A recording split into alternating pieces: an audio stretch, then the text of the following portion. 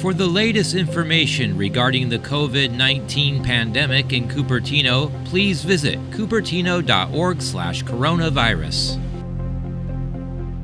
I just want to express deep empathy for what you guys have been going through over the last few months, and the uncertainty and the growing economic anxiety that you must be feeling. Again, not just selfishly on your own behalf and your business, but those that count on you and are supported by you. And so we're really, really grateful you took the time to come on this call. And also know that we want to make this call meaningful and impactful, and not just a rhetorical exercise. We want to actually take some real guidance from you, take your insight and your thoughtfulness and your learnedness, and really develop a framework and guidelines that will be meaningful, that we hope to put out in the very, very near future. And I say very near future because I don't want to say next week, but within a week or so, we believe we'll be in a position to make public the guidelines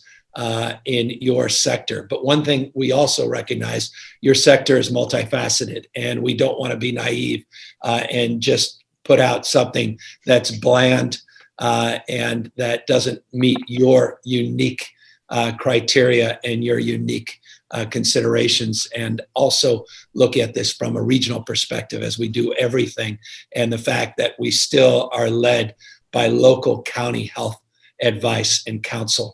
And that is a foundational framework for so much of the meaningful modifications that we've made, that we don't do it top down. We really want to be guided bottom up. And so one of the things that I'm very grateful to Priscilla and her team is also having a representative body, not just of types of operations within your industry, but also geographically, the diversity that you all represent. And so hopefully we can bring that to bear in this conversation as well, what you're seeing on the ground, what you're hearing, what you're feeling, and make this a meaningful 45 minutes to an hour. Again, thank you guys so much. And in that spirit of just moving right into this, as Priscilla teed this up, Francesca, I would love to hear from you.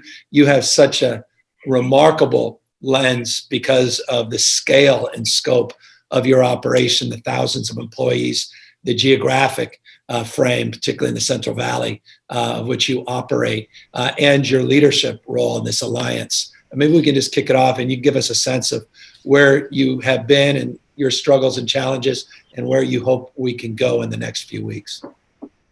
Absolutely. Well, first, thanks so much for having us. We really appreciate being part of this conversation, and appreciate the leadership of everybody on this call. It's been challenging for every single one of us. So, I think about what we've gone through is sort of in three buckets. I think the first word I'd use is heartbreaking. Just to see obviously the deaths that have occurred. In the fitness industry, we went from a hot industry with lots of growth to overnight zero revenue. You can see by some of the entrepreneurs on the call, we've been an entrepreneurial industry. We were 100% aligned with closing the doors. It was absolutely the right thing to do. But when you go to zero revenue, you have to make tough decisions with people. And so, we had to lay off 3,127 people, and it was heartbreaking. The only word I can use is heartbreaking. Most challenging time of definitely my lifetime. But then you also know the people that are struggling to be parents at home while they try to work, the first responders. So heartbreaking goes way beyond just the fitness industry. But I think the hardest part has been hearing from our members and our teams. People often think of the gym as the treadmill and the elliptical, but it's really the community and the motivation. Yeah. And so we've done over 50,000 calls to many of our senior members, and to listen to their struggle with loneliness, their struggle with not being able to move without some help has been really hard. So that's definitely a word I would use. It's been humbling, to figure out how to navigate in this environment, to see what so many communities, what my team, what I'm sure every team on this call, what the leadership in California and at our state and local levels has done. To try and figure out what to do. Safety is the number one priority. And so we quickly came together as an organization, which is why we created the California Fitness Alliance, was to figure out how we work together. Now's not the time to compete with each other. It's the time to find a solution. So It's been humbling to work with so many people to pivot quickly. All of us have provided online solutions at home, tips to keep people moving, et cetera. So that's been, and as a leader trying to navigate this, it's been definitely humbling.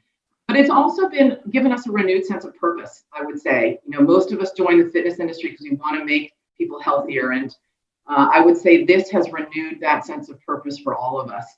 I'll speak for the Alliance, for my team. We're one of the only industries that's really in preventative healthcare.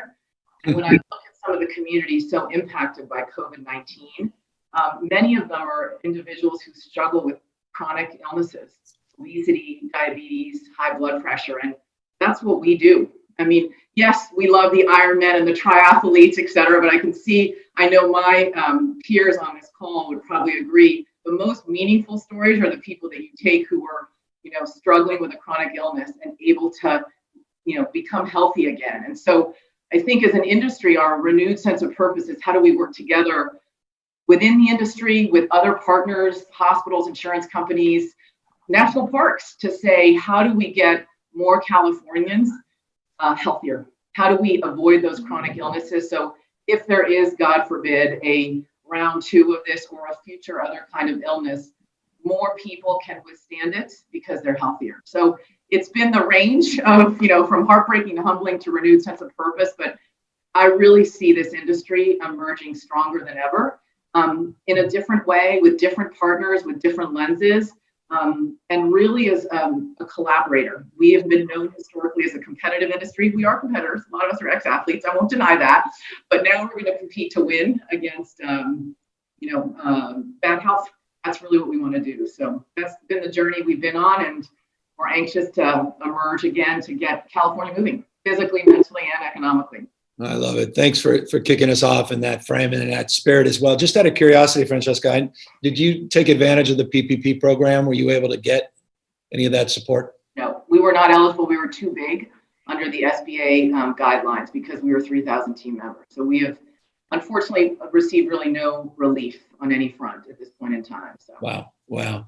Dario, I appreciate it. We could talk about Dario. I know that you were able to get talk about a modest, small support under the PPP program. You run a lot of group classes, a little bit different scale, but an intense frame in terms of the work you're doing. Give a sense from your perspective and, what have you been able to do any online? Was that PPP meaningful or was it just symbolic? How you doing, Dario? Yeah, we're approaching this, my staff and I and my community and I, with gratitude. And from my staff to my community, we're extremely grateful of the support that we've received in our shift to online Zoom classes, remote coaching, one-on-one Zoom calls on an every other week basis with each of our members. So we're extremely grateful because there have been facilities within earshot and facilities that we have worked at that completely shut down almost immediately after this shutdown happened. So I'm grateful to have enough to pay the bills right now in the gym side. And as a micro gym, less than 200 members, that's directly affecting my ability to pay personal bills. And for micro gym owners like us, it's right there. There's no funding. We're in the heart of Silicon Valley, but this is not a typical Silicon Valley business. It's very grassroots, and our members have really rallied and not only supported, but done a great job of executing in our Zoom classes at home, getting creative. And we're trying to use this as an opportunity to stay close to our mission of helping people discover their healthiest self inside and out. And inside really goes first always, but inside is especially important right now on the mindset front. So we're pulling alongside our members on these one-on-one Zoom calls and just leveling and saying, how are you? Because when this first came out, we thought it would maybe be a month. And it seemed really simple on paper as a coach to say, here are some workouts, do 40 minutes at home, no problem. But what we found out is that the impact of having your workspace be your home space, be your leisure place, be a place where we teach our kids, 5th grade, kindergarten, it makes things very messy, and it's extremely hard to find stillness and peace. So we're continuing to work our mission virtually and keying in on the mindset piece by putting out things like podcasts and really just listening and finding out how and what we can do to help right now with our members. The PPP was great to receive, and with rent the way it is in the Bay Area, it definitely helps. Like, everything helps right now. Every member, every message from a member letting us know that they love what we're doing, and we've impacted them in any type of way right now. It all helps keep the momentum going for when we can hopefully reopen. Nuri, when you reopen, what's your sense in terms of total number of members you may have lost and they have to work to get back? What are you estimating? What's your sense of that? We're probably going to be about cut in half. But I'm extremely optimistic. As a smaller company, like, the advantage is that we can shift to meet the new heightened sense of awareness around cleanliness, around spacing. So we're waiting for protocols and measures from the state, but we're also being proactive in communicating our intentions. Big things such as spacing out our floor and using painter's tape to create distancing. Big things like designating a pair of shoes that's only worn inside of our facility, and small things that you would never think of, like a community chalk bucket is a no-go anymore. So giving people small pieces of chalk, if you choose to use it, that you keep in a small Tupperware. So we're going super granular to try to make this place as safe as possible, because the name of the game is not six-pack abs anymore. It's not the summer body. It's not the personal records on the barbell. It's first and foremost, we are a health company, and our community is really aligned in that vision, and they've been super receptive to the things I've communicated to them so far. So again, it's an attitude of gratitude towards them for that. Awesome. I appreciate that. Zarel, you've got, you're doing the MMA, so talk about contact by definition. In the context of all this discussion around physical distancing and around concern in terms of asymptomatic spread, and how you even start to process reopening with the work that you've done and the business that you have grown. What's your thinking in terms of how you can move things back in a thoughtful, safe manner? Yeah, there's definitely been a thought from when this all first started, back in early March, and we were hearing about it. And before we even knew that we had to close the doors, we were, making sure that everything that we had in place was, already heightened just a bit more. We are a contact gym. We do teach, jujitsu and Muay Thai. We work with other people where we're literally, face to face. But because of that, the cleanliness, the hygiene is not new to us. It's something that we've already, we've had to keep in mind pre-COVID. There's things that we've already had to watch out for. We know we don't want to spread ringworm. We want to keep staff out. Like, these are things that have already forced us to create a hygiene, higher hygiene level expectations, because our members do look at that. When someone walks in through the door, they see our facility, they also want to see how clean it is because of all the contact we have. And so this was pre-COVID. Now, we do have a hygiene station, but now we're going to have, more of the equipment. We're going to have more stations. We already have the Purell stations. Well, we're going to add even more of those. So, we understand, and our members, for the most part, they do understand the importance of the risks, for one, and the importance of making sure that we are taking care of ourselves, because if we take care of ourselves, then we take care of our teammates. And that's kind of how we refer to each other here, because if I'm training, I'm only going to get better because I have someone next to me that's coming in on a regular basis, and it's going to help me grow too. And so we are very much a team here. And yeah, so I would say, yes, we are a contact gym. Yes, there is that fear of when can we do this again? But I can I can say that we know that we can find a way to make sure that we follow the distance guidelines. You can see the bags behind me. We do have the ability to be able to continue to grow and learn jiu-jitsu and Muay Thai, and for other facilities who are doing other additional contact sports, there's that ability. So a lot of thought process, a lot of sleepless nights for sure, but we've been able to do Zoom classes without the contact. So we've been able to make it up to this point. At the same time, it is Muay Thai, it is jiu-jitsu, so we're kind of waiting to move forward. Do you think your business practice is forever changed in the context of the lessons you've learned through these Zoom classes and the online? Do you think that's now going to be a component, more of a permanent component that you'll weave in as you reopen physically? I think long term, we've learned a lot. I'm going to be honest.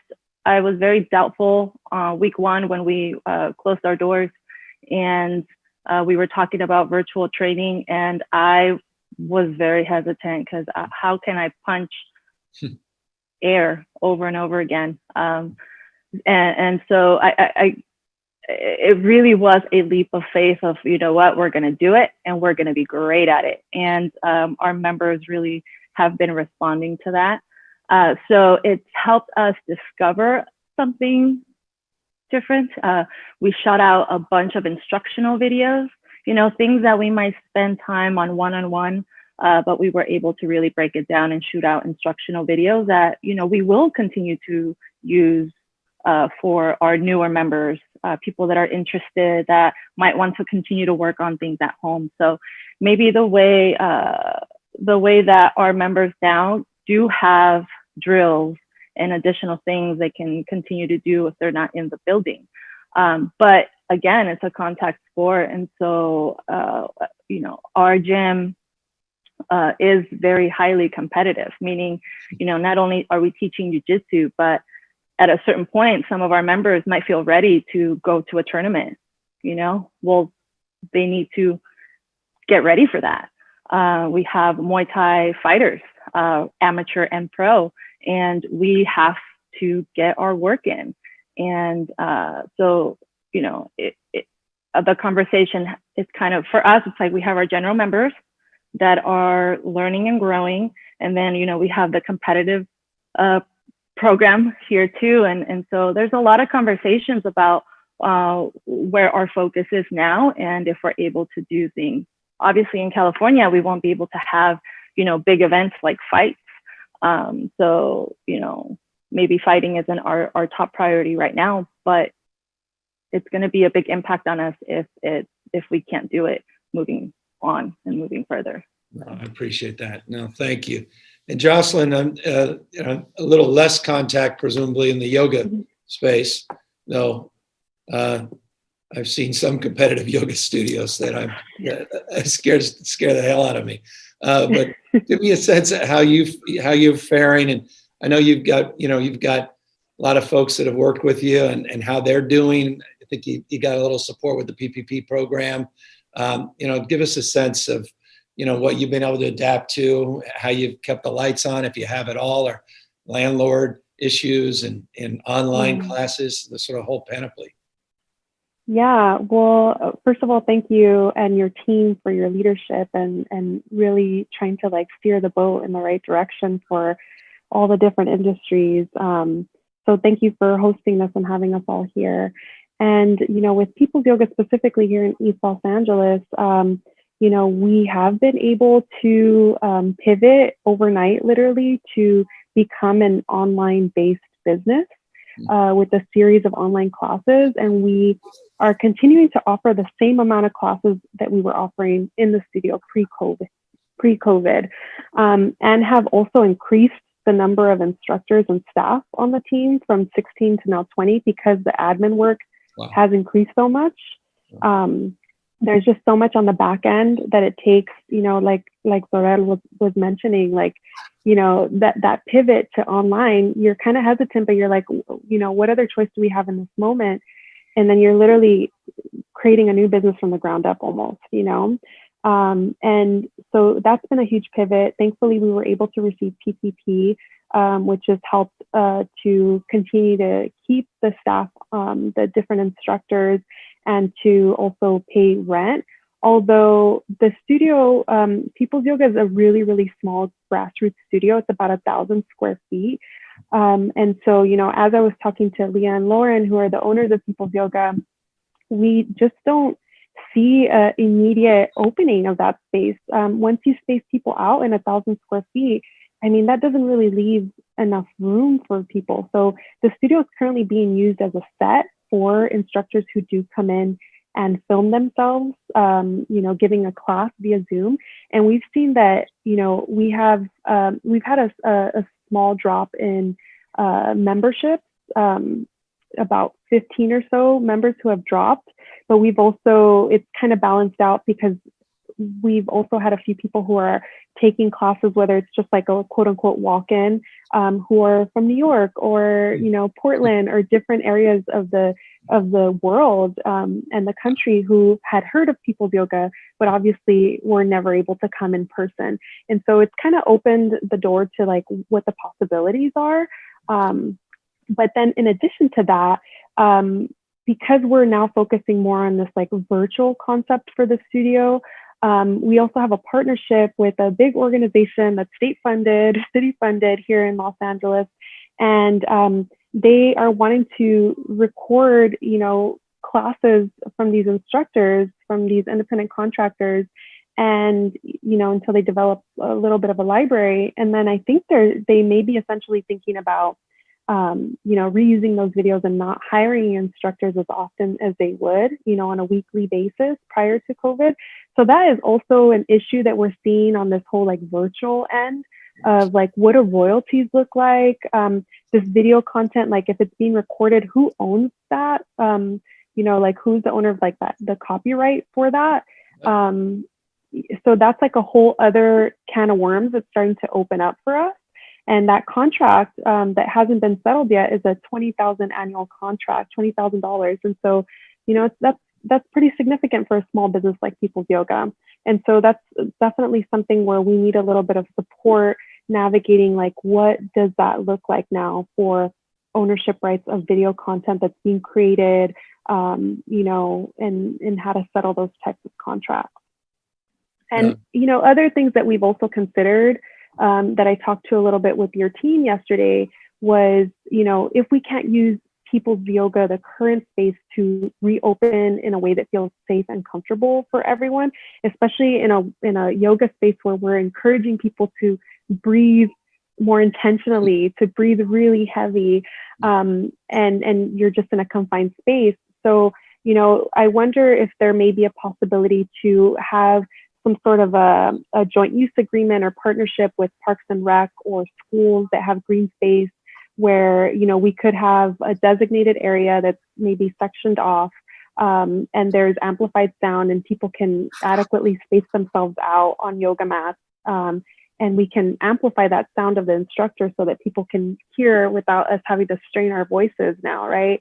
And so just kind of thinking about what that will look like so that we can kind of get through the summer months and as things feel even safer. I appreciate all of that. Interesting, fascinating as well. Just the whole issue of, I love this idea of a drop-in on Zoom, but potentially a market from around the world, but also the virtual component. And you're right, that's a whole other set of challenges and considerations.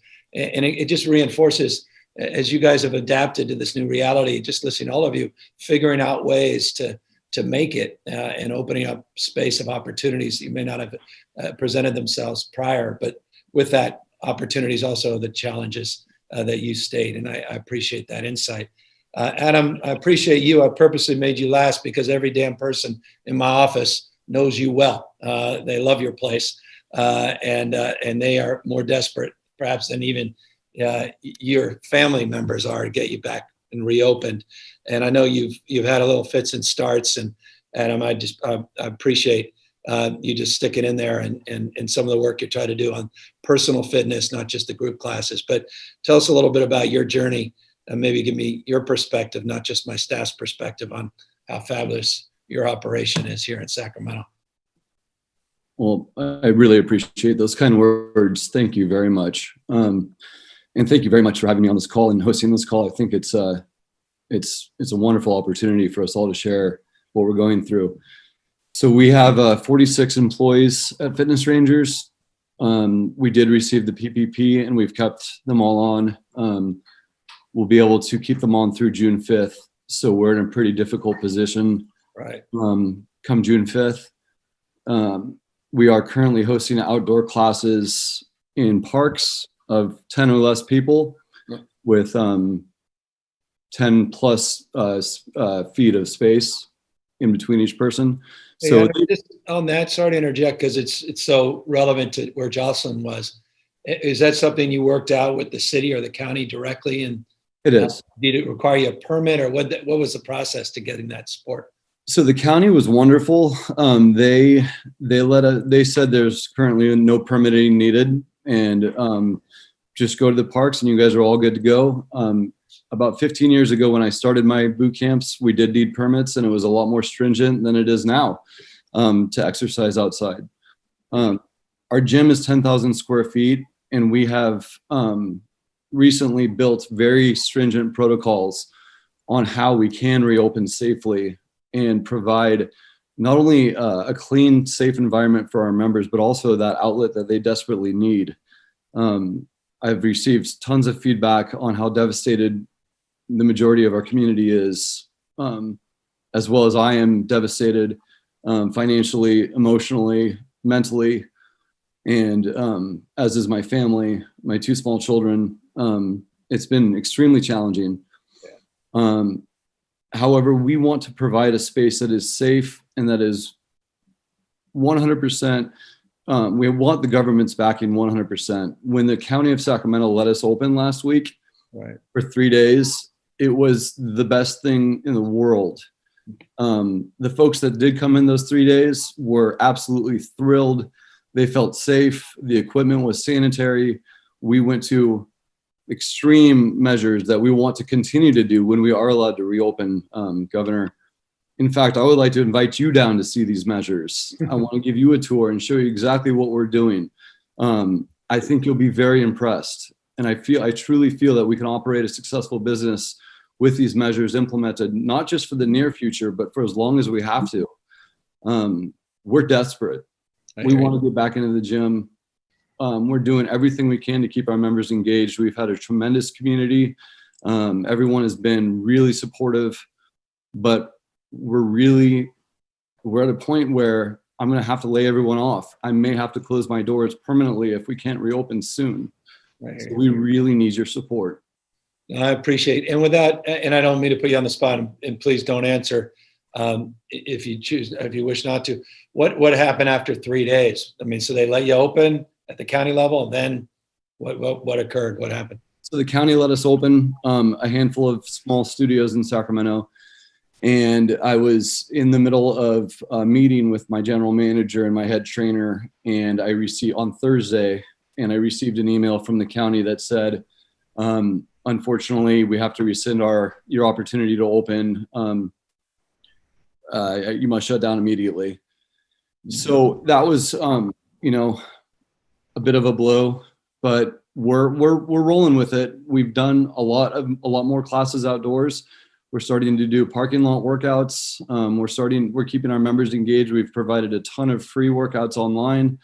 We're really doing everything we can to stay positive. And I know we will get through this, as will, the rest of the industry. It's just going to take a little bit of work and creativity.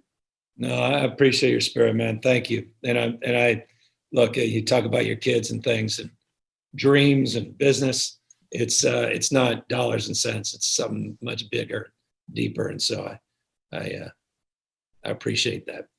Hey, Francesca, you're looking, you got 3,000 employees, which is just jaw dropping. And what are you hearing from the county? I mean, obviously that's, Adam's example of sort of a fit and start where the county says, go for it. And then all of a sudden they pull back. With so many of the regional variances that we have out here, we have 47 of our 58 counties operating a little bit differently on the basis of local conditions and collaborative engagement with the county health directors, as well as the local elected officials. But what's your sense, particularly in the Central Valley where you're operating? What are you hearing? What anxieties do you have? What sort of sense of clarity are you looking for in the short term where the state can be helpful? So we have worked really closely at the county and even mayor level, both as InShape, and then we started this California Fitness Alliance, a few of us, and hopefully my peers on the call will join, as a way to give a united voice to fitness to help work. We're in 18 counties. That's a lot of people to think about and navigate. And so our experience so far has been, we created a set of standards. We sent them to you, using input from individual studios all the way up to really big clubs like some of ours. So it was really trying to be as inclusive as possible. And we have, all of us in the Alliance have sent those to all of our county board of supervisors, public health officers, and mayors. And they have been incredibly appreciative. Honestly, the feedback we've gotten in the last few weeks is, one, they are, as many of you stated when we opened, really worried about the health of the community, mental, physical health, needing to get people moving. They feel strongly, as we do, that we have to go when the state says it's ready, because we don't want to end up with rogue players. So all of them are saying we are ready. They love the fact that we've given them guidelines to start with. They will obviously provide their expertise, but they really appreciated having something to start with. And they're anxious for us to open. I've participated in a variety of focus groups very similar to this, or roundtables, but they want to make sure that they're in alignment with the direction of the state, as we all do. And so I think where you and your team can be the most helpful is similar to other categories. Work with us on guidelines, issue those, and then we will work at the county and the mayoral level as well, to adapt locally if we need to. But they're ready. In a lot of our counties, look, we're in the Central Valley. We are a long-standing fitness destination. So our mayors and our county board of supervisors are our members. And while, Tom, I wish everybody could run those stairs like you do, we all struggle to be as motivated every morning. Look, I struggle, and I'm in the fitness industry. And I loved Dario's point on, it's hard for people right now to find the space. And then everyone's like, go outside. And it's like, well, it's 100 degrees outside. That's probably not the best place to start doing burpees, And so people really, they miss their community. We have acted globally. The first thing we did was reach out to a CEO from a health club in China who was ahead of us. What did they learn? How did they reopen safely? We just talked to Germany this week. We've been talking to the states that's open to try and say, help us not make the mistakes you did, help us learn for what's working. So I think the standards we've worked with, that we presented, are provided experience from people actually living it, as well as guidelines from the CDC and Johns Hopkins. I think we feel really good that given everything we know now, we can open safely, where members and team members will feel safe. And I think the pivoting you've heard is we will all, if we learn more, we'll quickly move on it. So the counties are ready. They're waiting for some guidance from the state. And Francesca, just out of curiosity, in terms of your team members, that's obviously for you, particularly in terms of the scale and scope. You don't operate unless you have outstanding talent operating each of these units. What is their biggest anxiety? It's coming back to a safe working environment. Is it a PPE issue? Do they want protective gear, or just deep sanitation? What's the one thing that the employees are looking for mostly? It's interesting. So we kept a general manager for every club, because at the end of the day, that's the leader in the club. And in Yuba City or in Turlock, general manager, they have to own the standards in that club, and they have been part of that journey. I think people just want to come back. They're ready. They are ready. We just did a survey to our team members, checking in to say, do you feel safe? Are you ready now? Are you ready later? Of the respondents, we've got 95% of people that are like, I'm ready to come back. I think what people also may not realize about the fitness industry is our lives have gotten a lot more complicated with kids at home and school and spouses laid off. And In fitness, we provided some more flexibility for many of our instructors or team members, where there is flexibility in the day. So you can come, and I'll use Adam, you could be a coach in the morning teaching a few boot camps and then go home and homeschool your 7-year-old in the afternoon. And we're one of the industries that provides, I think, for women in leadership and men right now, a way to get back to work, take care of their family, but also operate in what I think will be a challenging environment for a while. So our team understands that. They really appreciate it. And so we've been, people are really excited about the standards. We're training everybody right now, the current employees, and they're like, this is great. We had a meeting last night and they said, I feel prepared that someone comes in our door and asks a question and is worried. I have an answer and I feel really good about it. So I give the industry credit. I mean, we've leaned on all of our partners as well as ourselves to help develop those. So I think people are just ready to reopen. We need to get back to work. I love it. And Daria, are you feeling the same? I mean, the employees that been able to hold on, or you're able to get folks back. I mean, are they moving on? Are you worried about keeping some of your key staff you may have lost at this moment?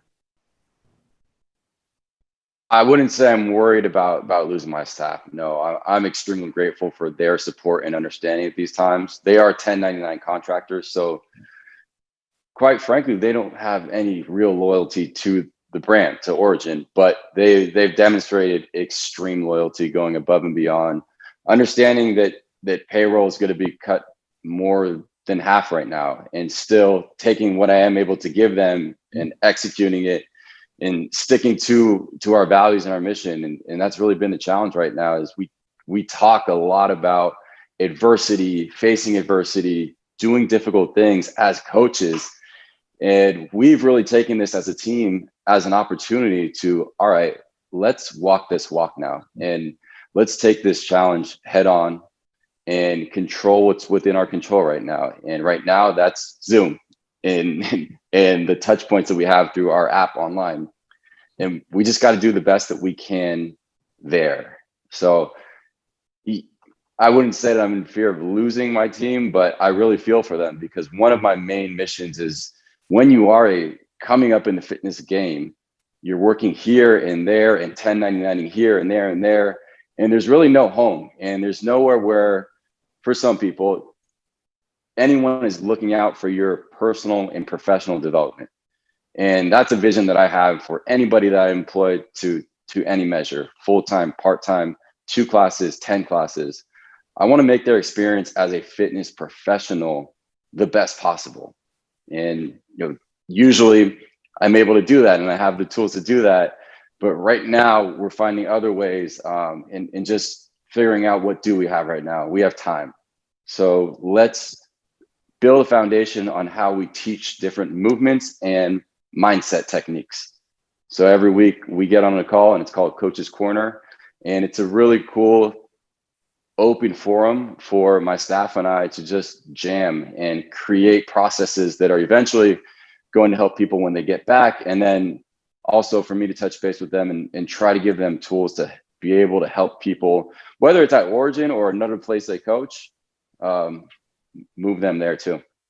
Nice. I appreciate it. And Zarel, just how many folks did you employ before this pandemic, before COVID? Our coaches were also 1099, and with our kids program, adult program, jiu-jitsu, Muay Thai, I would say 12 of us did, it could be 1 or 2 classes a week, or it could be, head of a whole program.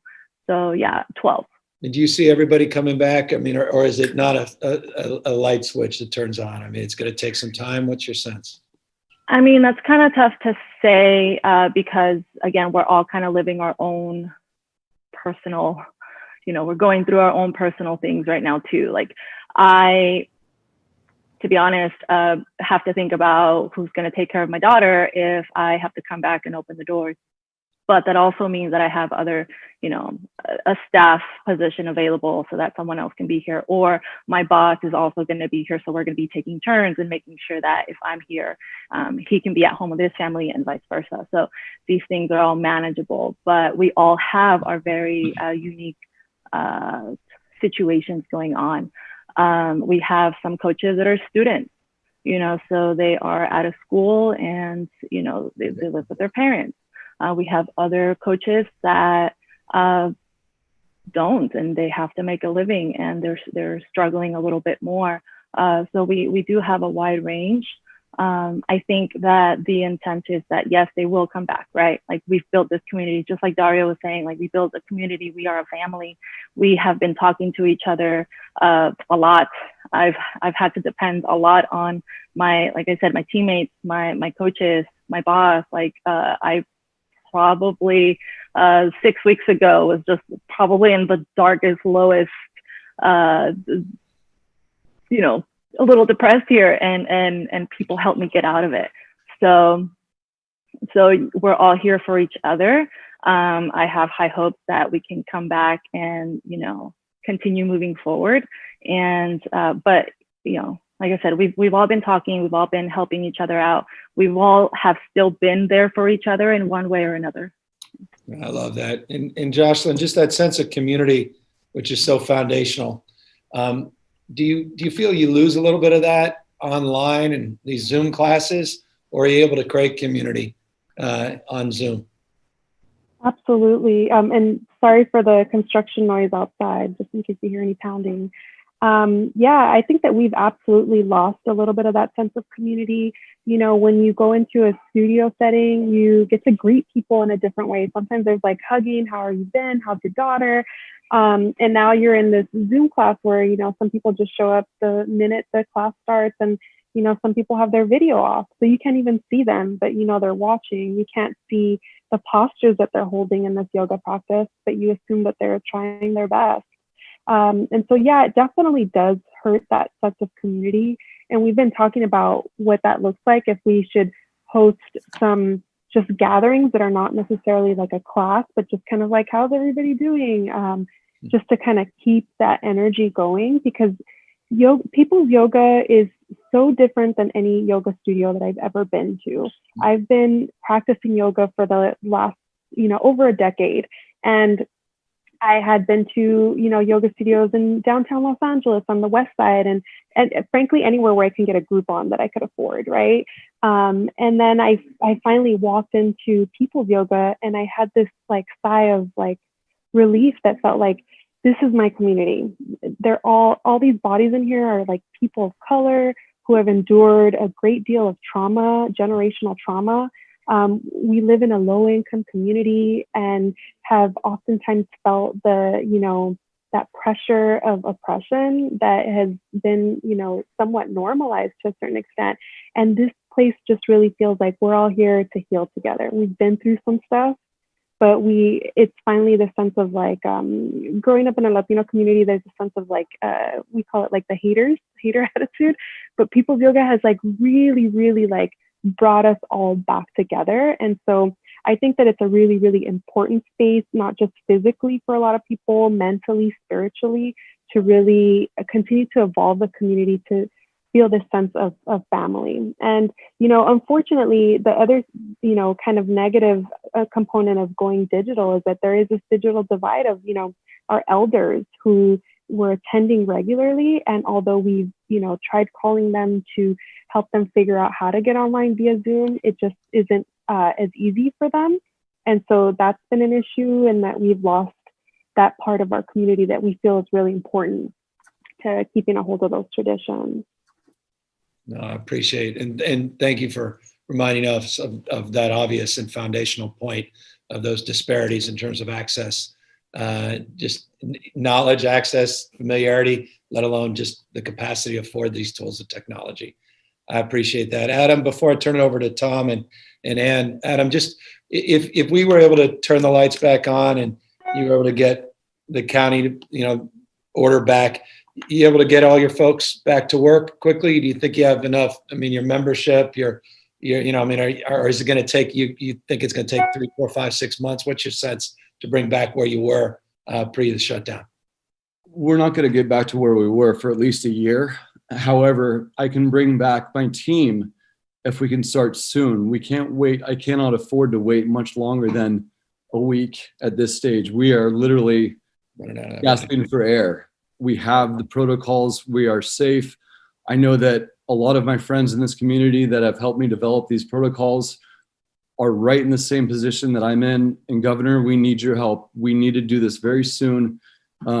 I guarantee people will be safe. They will feel safe, and we will make sure that they are safe. We will do everything in our power to make sure that in this fitness atmosphere, this is health and wellness we're selling. Right. We want people to continue to be healthy and well. We're beating diabetes. We're beating high blood pressure. We're beating, obesity, and people not being able to do that is causing even more issues. Yep. That mental outlet, our facility, if I can have 10 people in a 10,000 square foot facility, I will do it tomorrow. And they will be much safer in our gym than in any other business that has already been allowed to open. No, I hear you. And we, Dr. Angel, we talk all the time. We're not just battling COVID-19. We've got to battle the social determinants of health. We've got to battle all these other chronic diseases. We got to focus on brain health and wellness and talk about spirituality. Many of you on this call, all of the above is so important. And I deeply appreciate that. That has to be part of this conversation as well. It's not just suppressing a novel virus. It's also addressing all of these foundational health issues, which you do every single day. So I appreciate all of you. And I know Tom does, despite the fact that he, in a very lonely way, just runs stairs by himself every morning. But Tom, maybe you could chime in and any questions you have. Let me say this. I know that you guys all run businesses, and I know that that's really important to you. But I also will say that listening to you, what you're doing is running so much more than a business for people. I mean, you're talking about community and health, but I think what I think what you are letting people do in so many different physical ways, which is actually really fun to hear, whether it's yoga or judo or a normal gym workout, people really do find their spiritual core doing those physical things that you let them do. And so I don't really have a question. I just want to say, I really appreciate what you're providing for people in a very deep way. I know it's a business, but I can tell you that for your customers and the people who you're teaching and leading, it's much more than, just showing up for an hour to get a sweat. It's really a deeper thing than that. It does have a huge to deal with spirituality and community and health. And I want to end just by saying, Francesca said, another day, another race, which was the story of this guy didn't want to run on Sunday because it was the Lord's Day. So he ran another race and won. And what I see you guys doing, which I find so perfect, in every one of you in your different ways are letting people adapt their routines to this new reality. And it is a reality. But it's also like all sports. You can get hurt, but you have to figure out what to do about that. Maybe you can't do that yoga pose. Maybe you can't be in a judo test or tournament, but you adapt to do what you guys are allowing it to do. Maybe in a different way, maybe it's online, maybe it's outside, but I really do salute you guys for what you're doing in a business sense in terms of employing people. And I know that's got to be on the top of your minds, but just to remind you how much you're bringing to your customers and the people you're teaching. It's important to me personally, and I think it's very important to the people that you're working with. Yeah, well said, Tom. I appreciate that. And Ann, do you have any closing thoughts and maybe just a little more sense of direction of where we're going with the guidelines and give people a sense of what our next steps are? Yeah, no, I really want to say thank you. I mean, the emotions are so real in your voices and in your faces of what you're experiencing. And I think, all of us who work in this type of intense job, a lot of us exercise in order to protect our own mental and physical health. I know I've been running every morning, and it really is, saving me. And I know that so many people are wanting to get back to the gym and get back to the communities that they have through their gyms. So I just want to say thank you with really great gratitude. And I think Dr. Angel, we talk all the time about both preventative health and mental health. So we know that this is part of the solution for our community health, is to be able to get you all back up and running. We have draft guidance right now that is working its way through our California Department of Public Health and our various sectors to make sure that we get this right. We expect it to get out very soon. That will then allow the counties that have been able to move forward with what we call their self-attestation, which is to say that they've shown stabilization in their communities and preparedness in their communities. They will then be able to use those guidance to be able to move forward. We're very hopeful that will happen within a week, and I think will be helpful for many of you. We know more counties are signing on, so we feel that this will be moving forward. I'd like to just ask Dr. Angel to say any more she might want to say on this, but we're very hopeful this will happen soon, and very grateful for all that you do to protect the health of our communities. Yeah, I just want to also echo appreciation. This is essential, absolutely essential, not only to all of us moving out of this period of at home in a way that's healthy, but absolutely preparing for a pandemic is not just about preparing to control infections. It's about controlling chronic diseases. It's about preventing chronic diseases. It's about mental health and well-being. You all are an essential part of that community that builds habit into our communities and creates access to that. And so this is an essential and really, really important part of moving forward. Thanks.